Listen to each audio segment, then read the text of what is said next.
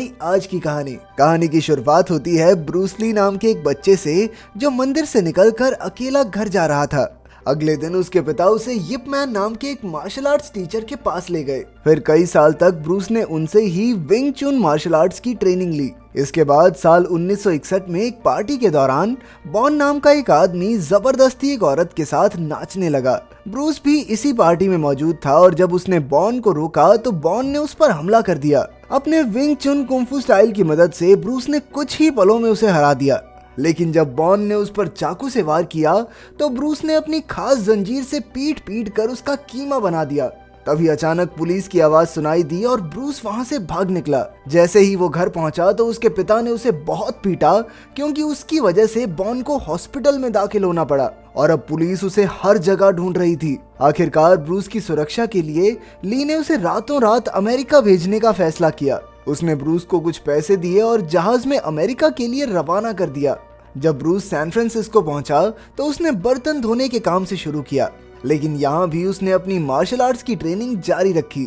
फिर एक दिन जब वो साइकिल पर एक कॉलेज में खाना पहुंचाने गया तो वहाँ का माहौल देखकर उसका भी आगे पढ़ने का मन हुआ, लेकिन उसके पास तो फीस भरने तक के पैसे नहीं थे। तो उसने हार ना मानते हुए दिन रात मेहनत करके पैसे इकट्ठे करने का फैसला किया। जिस रेस्टोरेंट में वो काम करता था वहाँ का शेफ मिस्टर हो ब्रूस से काफी जलता था, इसलिए एक दिन उसने बेवजह ब्रूस पर हमला कर दिया, लेकिन ब्रूस ने भी उसका करारा जवाब दिया। परेशानी तो तब हुई जब रसोई का पूरा स्टाफ हो के साथ मिल गया, लेकिन ब्रूस ली ने अपने जबरदस्त फाइटिंग स्टाइल से एक एक की हड्डी पसली एक कर दी। आखिरकार उनकी मालकिन मिस यांग ने उन्हें छुड़ाया और फिर ब्रूस को अपने पास बुलाकर काफी पैसे दिए। असल में वो जानती थी कि ब्रूस आगे पढ़ना चाहता है, इसीलिए उसने ब्रूस की मदद की। जल्द ही ब्रूस कॉलेज जाकर पढ़ने लगा, लेकिन खाली समय में उसने हमेशा अपनी ट्रेनिंग जारी रखी। एक दिन जो नाम के लड़के और उसके साथियों ने ब्रूस को देखा तो जो उस पर अपनी ताकत की धौंस जमाने लगा। तब ब्रूस ने उसे एक मुकाबला करने को कहा और जो ने घमंड में आकर हाँ कह दी। फिर मुकाबला शुरू हुआ, लेकिन काफी कोशिश के बाद भी जो ब्रूस को छू तक नहीं पाया। जल्द ही जो के साथियों ने एक साथ उस पर हमला बोल दिया, लेकिन उन्हें हराना ब्रूस के बाएं हाथ का खेल था। आखिरकार जब वो बाहर निकला तो बेनी और टैड नाम के लड़के उसके पास आए और कहा कि वो भी विंग चुन फाइटिंग स्टाइल सीखना चाहते हैं। जल्द ही ब्रूस कॉलेज के मैदान में उन्हें विंग चुन के गुर सिखाने लगा और तभी लिंडा नाम की एक लड़की उसके पास आई। असल में वो भी मार्शल आर्ट सीखना चाहती थी। कुछ ही दिनों में वो सब इकट्ठे ट्रेनिंग करने लगे और देखते ही देखते ब्रूस को लिंडा से प्यार हो गया। उसने लिंडा को अपनी गर्लफ्रेंड बनने को कहा और फिर रातों रात उन दोनों ने बाहर डिनर करने का प्लान बनाया। जल्द ही वो दोनों बातें करने लगे और ब्रूस ने उसे बताया कि वो अमेरिकन लोगों को चाइनीज सभ्यता के बारे में सिखाना चाहता है। फिर कुछ दिन बाद वो लिंडा को एक खास जगह पर लेकर आया। उसने इस जगह का नाम रखा था ब्रूस कुंफू इंस्टीट्यूट। उसका सपना था कि वो यहाँ अमेरिकन लोगों को कुंफू सिखाए। जल्द ही उसका ये सपना सच हुआ और धीरे धीरे काफी लोग उसके इंस्टीट्यूट में कुंफू सीखने आने लगे। उसकी काबिलियत के चर्चे अब दूर दूर तक होने लगे थे। फिर कुछ दिन बाद लिंडा ने ब्रूस को अपने घर बुलाया, लेकिन लिंडा की माँ को उनका ये रिश्ता बिल्कुल मंजूर नहीं था। वो नहीं चाहती थी कि उसकी बेटी एक चाइनीज लड़के से शादी करे। ये सब सुनकर ब्रूस दुखी होकर वहां से चला गया, लेकिन लिंडा उसके बिना नहीं रह सकती थी, इसलिए वो भी ब्रूस के पीछे भागी और उससे अपने प्यार का इजहार किया। आखिरकार 1964 में दोनों ने शादी कर ली और कुछ समय बाद ब्रूस ने मिस यांग के सारे पैसे लौटा दिए जो उसने ब्रूस की पढ़ाई के लिए दिए थे। इसके बाद ब्रूस और लिंडा कैलिफोर्निया में रहने लगे, जहां ब्रूस ने अपना कुंफू स्कूल खोला। कुछ ही समय में सैकड़ों लोग ब्रूस के स्कूल में कुंफू सीखने लगे।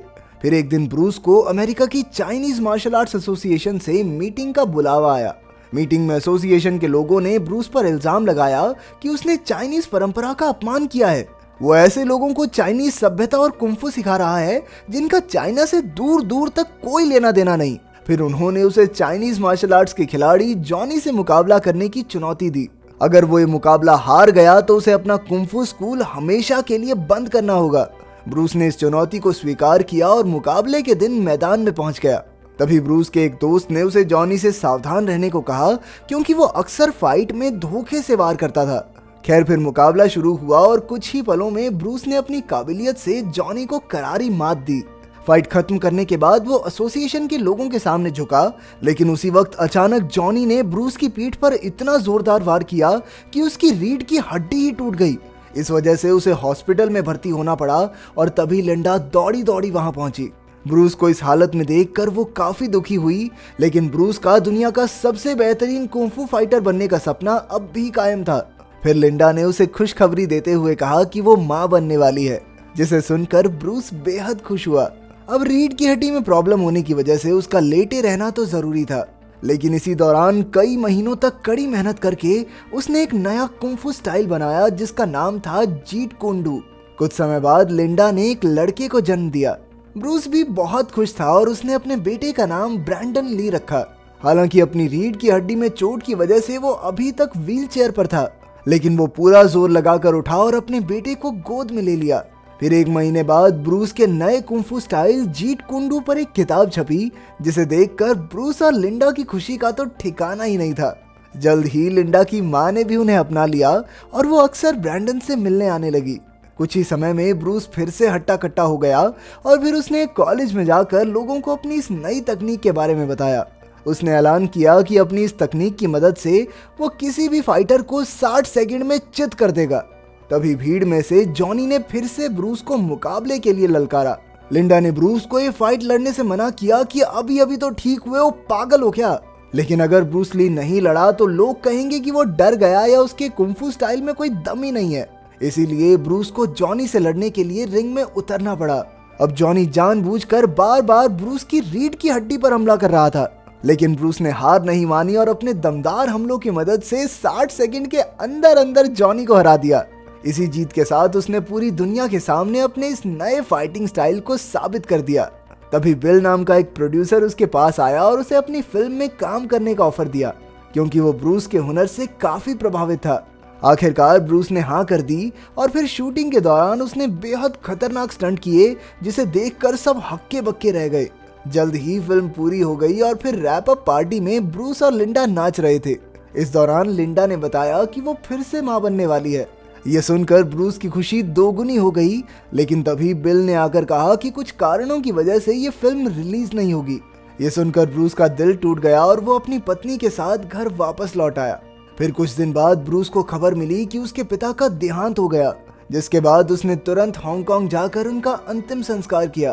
खैर कुछ दिन बाद ब्रूस अमेरिका लौटने के लिए निकल पड़ा, पर तभी अचानक फिलिप नाम का एक प्रोड्यूसर उससे मिलने आया।